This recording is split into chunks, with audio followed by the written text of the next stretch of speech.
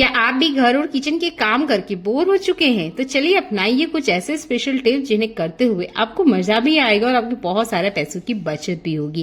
क्योंकि डेली ही जब हम एक काम करते हैं ना तो सच में हम बोर हो ही जाते हैं।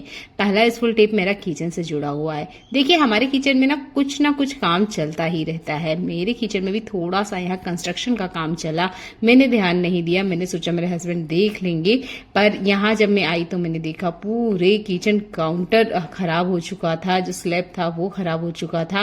तो हमने क्या किया कि जैसे ही काम खत्म हुआ, सीमेंट का एक दाग भी ना रहे इसके लिए हाथों हाथ ही सफाई करना स्टार्ट कर दिया। तो कोशिश कीजिए अगर आपके घर में भी कुछ इस तरीके का काम चल रहा है तो दूसरों के भरोसे ना बैठा रहे कि वो ठीक कर देंगे। नहीं करते हैं, वर्कर्स अपना काम करते हैं, चले जाते हैं, उसके बाद में जो घर होता है वो काफी ज्यादा गंदा हो चुका होता है। तो आप मेरा किचन काउंटर देख सकते हैं, मुझे इसे साफ करने में लगभग 2 घंटे लग चुके हैं। तो कोशिश कीजिएगा कुछ भी काम चलता है उससे पहले अपने घर के सामान को अच्छे से कवर करके रख दे। देख लेते हैं आज का अगला यूजफुल हैक। हमारे किचन में बहुत बार खाना बनाते हुए अक्सर कुछ गलतियां हो जाती है, जैसे कि आज मैंने दाल रखी और ये दाल भी सीटी लगाते हुए पता ही नहीं चला कितनी सीटी आ चुकी है और जल गई है। तो इस तरीके से अगर बर्तन जल जाता है, कुकर ही सही या कोई और बर्तन, तो घबराइए बिल्कुल मत। आप नॉर्मल इसमें टैप वाटर डाल दीजिएगा जब तक जला हुआ है। उसके बाद भी ये जो डिश वॉश जेल होता है या बर्तन धोने का सोडा यूज करते हो या साबुन यूज करते हो, जो भी आप यूज करते हो, 1 चम्मच इसके अंदर डाल दीजिएगा। तो बर्तन लिक्विड तो मैंने आधा चम्मच ही लिया है क्योंकि बहुत ज्यादा पावरफुल होता है और ये जो बर्तन है ये बहुत ज्यादा जला हुआ भी नहीं है, इसलिए मैंने आधा चम्मच ही लिया है। अगर आपका बर्तन बहुत ज्यादा जला हुआ है और इंस्टेंट आपने क्लीन करना है तो आपने यहाँ थोड़ा सा मीठा सोडा भी ऐड कर लीजिएगा। जो जली हुई परत है ना उसको अच्छे से बढ़िया से ये फुला देता है। जैसे कि मैंने कहा कि बर्तन ज्यादा जला हुआ नहीं है तो सिर्फ मैंने यहाँ बर्तन लिक्विड का ही यूज किया है। इसके बाद में आपने इसे गैस पे रख देना है। पहले इसे हाई फ्लेम पर एक बॉईल आने दीजिएगा। जब एक बॉईल आ जाएगा उसके बाद में आप सेम फ्लेम पे इसे 5 मिनट के लिए पकने के लिए छोड़ दीजिएगा। ये इंस्टेंट सॉल्यूशन है। वैसे तो हम ऐसे भी पानी डाल के अगर छोड़ देंगे तो क्लीन हो जाता है, पर वो बहुत टाइम कंज्यूमिंग काम हो जाता है। रात भर के लिए आपको बर्तन को छोड़ना पड़ेगा। पर ये जो ट्रिक मैं आपको बता रही हूँ ना, इसमें आपका बर्तन 10 मिनट के अंदर ही क्लीन हो जाएगा। 10 मिनट पहले ये बर्तन इतना जला हुआ था कोई कह ही नहीं सकता है। तो जितनी भी दाल है वो सारी की सारी फूल के ना ऊपर आ चुकी है पानी में। इसे मैं हटा के आपको दिखाऊंगी। अगर आपको ऐसा लगता है कि ये अभी साफ नहीं हुआ है तो चलिए मैं आपके सामने इसे करके दिखा रही हूँ। तो अभी ऐसा लग रहा होगा कि ये तो अभी भी जला हुआ ही है। तो देखिए मैंने कोई स्क्रबर यूज नहीं किया है, बस मैं अपने हाथों का ही यूज कर रही हूँ। हल्का सा जैसे हम किसी चीज को मलते हैं या मसाज करते हैं उस तरीके से बस हल्का सा हाथ आप चलाएंगे ना, आप देखेंगे जितनी भी जली हुई परत है ना ये निकल रही है। तो मैंने यहाँ कुछ भी यूज नहीं किया है, नॉर्मल अपने हाथों से ही हल्का सा बस इसे मला है और जितना भी ये जला हुआ पार्ट था ना सारा का सारा निकल गया है। तो है ना ये कमाल का सॉल्यूशन। अगर आपने पहले कभी इस तरीके से बर्तन क्लीन नहीं किया है तो करके देखिएगा। बहुत ही आसान से ये ट्रिक है। बर्तन चाय का हो, दूध का हो या इस तरीके से दाल रोटी, किसी भी बर्तन जो कि जल गया है उसे साफ करने के लिए ये ट्रिक सबसे बेस्ट है। इंस्टेंट आपको रिजल्ट मिलेगा और अगर घर में बड़े हैं तो उनकी डांट से भी आप बच जाएंगे। चलिए मैं इसे और क्लीन करके आपको दिखा रही हूँ। तो ये देखिए लगभग जो कुकर है वो क्लीन हो चुका है। अब नॉर्मल आप जिस तरीके से बर्तन क्लीन करते हैं क्लीन कर लीजिएगा। ये ट्रिक अगर आपको अच्छा लगता है तो वीडियो को लाइक और शेयर कर दीजिएगा। सब्सक्राइब करना बिल्कुल ना भूलें। ऐसे यूजफुल वीडियो मैं आपके लिए लेकर आती रहती हूँ जो आपके घर और किचन के काम को आसान करती है। और जो काम आप डेली कर रहे हैं ना उसमें थोड़ा सा बदलाव कीजिएगा, आपको किचन में काम करने में इंटरेस्ट आएगा। चलिए देख लेते हैं और अगला यूजफुल टिप। हमारे घर में कॉइल का यूज होता है। बहुत बार ये कॉइल गिर जाती है तो इस तरीके से टुकड़े टुकड़े ये बिखर जाती है। इसके बाद हम इसका यूज नहीं करते हैं, यूज में आती भी नहीं है। बहुत बार ये पड़े रहती है या फिर हम इसे फेंक देते हैं। इसे आप फेंकने से पहले इस ट्रिक को यूज कीजिएगा। कोई से भी ऐसे कंटेनर ले लीजिए, ग्लास बाउल जिसका अभी आप खाने पीने में यूज नहीं करते हैं। तो ये वाली जो कटोरियां हैं मैं इनका खाने में यूज नहीं करती हूँ।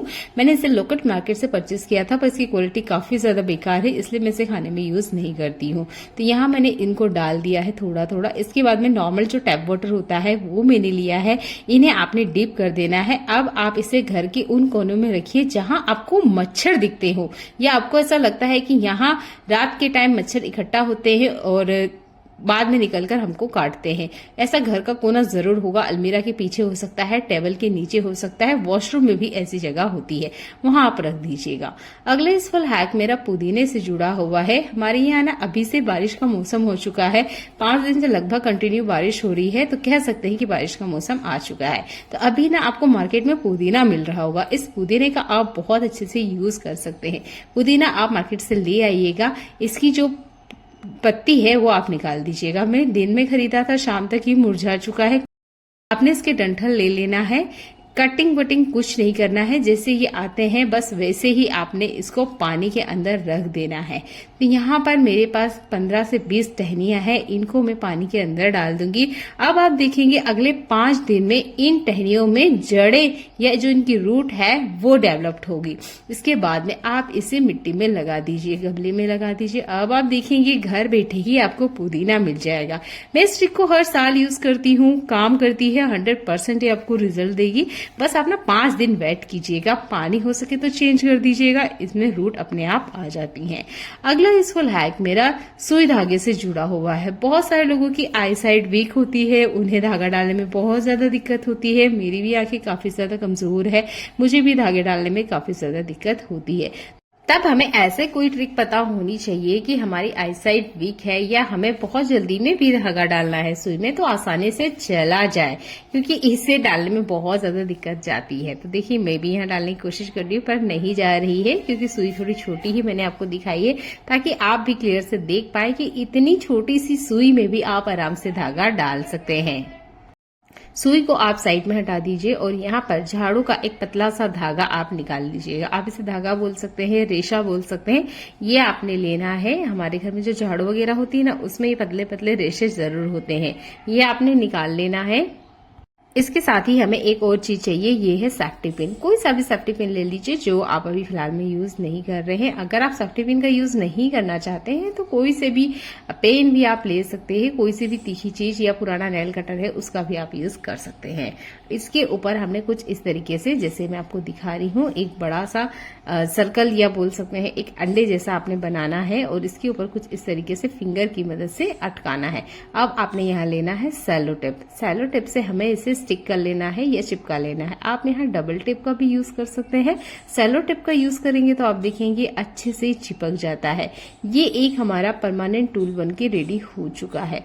यहाँ पर अगर आपके पास झाड़ू का ये पतला सा धागा या रेशा ना हो तो आप यहाँ पर वायर के अंदर निकलने वाले पतले जो वायर होते हैं, ये बहुत पतले से एक पीतल का तार होता है, उसका भी आप यूज कर सकते हैं। वो भी बहुत ज्यादा मजबूत आता है। उसका अगर आप यूज करेंगे तो आपको सालों तक वापस इस टूल की तरफ देखने की जरूरत नहीं पड़ेगी। आपने इस टूल के जो हिस्सा है उसको इस तरीके से सुई के अंदर डालना है, जैसे कि मैं आपको दिखा रही हूँ, तो वीडियो को ध्यान से देखिएगा। इसके बाद में हमने इसके अंदर धागा डालना है, सुई के अंदर धागा नहीं डालना है। यहाँ आप देख सकते हैं ये जो सर्कल है या जो होल है वो काफी बड़ा होता है, तो आराम से धागा चला जाता है। इसके बाद में आप सुई को निकाल लीजिए। ये देखिए, है ना आसान सा ट्रिक। मुझे ट्रिक बहुत ज्यादा पसंद आता है, क्योंकि इससे है ना हम आराम से सुई के अंदर धागा डाल सकते हैं। आपको ये ट्रिक अच्छा लगता है तो वीडियो को लाइक कर दीजिएगा। देख लेते हैं आज का एक और बहुत ही कमाल का यूजफुल टिप। आपके घर में टोस्टर का आप यूज करते हो या कोई सा भी नॉन स्टिक बर्तन जिसका आप यूज करते हो, तो क्या आपने देखा है कि इसके अंदर खाना चिपक जाता है, ये जल के इस तरीके से रह जाता है। हम लोग क्या करते हैं, स्क्रबर का यूज करते हैं। तो नॉन स्टिक तवा हो या कोई सा भी नॉन स्टिक बर्तन हो या इस तरीके से आपके पास टोस्टर ही क्यों ना हो, कभी भी इसके ऊपर आपने स्क्रबर का यूज नहीं करना है। आप एक काम फिर से कीजिए, आपने फिर से प्लग लगाना है और इसे थोड़ा सा गर्म करना है। अगर नॉन स्टिक कोई बर्तन है तो उसे आपने फिर से गर्म करना है। फिर आप टिश्यू पेपर ले लीजिए या कोई सा भी इस तरीके का सॉफ्ट कपड़ा, जिसे माइक्रोफाइबर कपड़ा भी कहते हैं, ये आप ले लीजिएगा और इसके बाद में वाइप कीजिएगा। आप देखेंगे कितना भी जला, चिपचिपा या चिपका हुआ या तेल के दाग क्यों ना हो, वो सारे के सारे ना आराम से निकल जाते हैं। तो यहाँ तो मैं आपको टोस्टर पे यूज करके बता रही हूँ। इस टोस्टर को बस मैंने हल्का सा गर्म किया, ये माइक्रोफाइबर क्लॉथ लिया और बस इस तरीके से वाइप किया।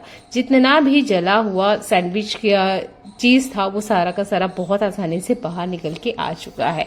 तो अगर आपके पास भी इस तरीके का कोई सैंडविच मेकर है या नॉन स्टिक बर्तन है जिसको आप क्लीन करना चाहते हैं, तो यही ट्रिक को आप यूज कीजिएगा। पहले उस बर्तन को आप गर्म कर लीजिए। अगर इस तरीके का कोई इलेक्ट्रॉनिक आइटम है तो आप इस ट्रिक से माइक्रो ओवन को भी क्लीन कर सकते हैं। माइक्रो ओवन को भी पहले हल्का सा गर्म कर लीजिए, फिर एक माइक्रोफाइबर क्लॉथ लीजिए और वाइप कर दीजिए। जितने भी दाग धब्बे हैं या जो भी उसके अंदर खाना गिरा हुआ है जो कि जल चुका है वो आराम से क्लीन हो जाता है। चलिए मिलते हैं अगली ऐसी यूजफुल वीडियो में जो आपके घर और किचन के काम को आसान बनाती है। तब तक अपना ध्यान रखिएगा। देखने के लिए आपका बहुत सारा धन्यवाद।